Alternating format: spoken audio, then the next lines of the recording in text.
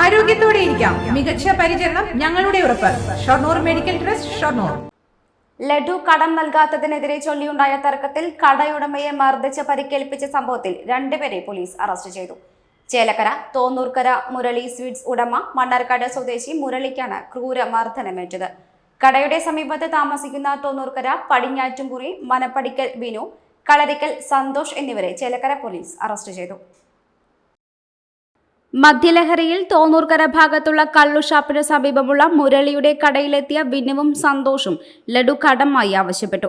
എന്നാൽ കടം നൽകാൻ മുരളി വിസമ്മതിച്ചതോടെ പ്രകോപിതരായ ഇരുവരും ചേർന്ന് മർദ്ദിച്ചു എന്നാണ് പരാതി. മർദ്ദനത്തിൽ മുരളിയുടെ മുഖത്തും ശരീരത്തിലും ഗുരുതരമായ പരിക്കുകളേറ്റു. മുരളിയുടെ കടയും തകർത്തിട്ടുണ്ട്. പരാതിയുടെ അടിസ്ഥാനത്തിൽ പോലീസ് ഇവരെ അറസ്റ്റ് ചെയ്യുകയായിരുന്നു. ഇരുവരെയും കോടതി റിമാൻഡ് ചെയ്തു.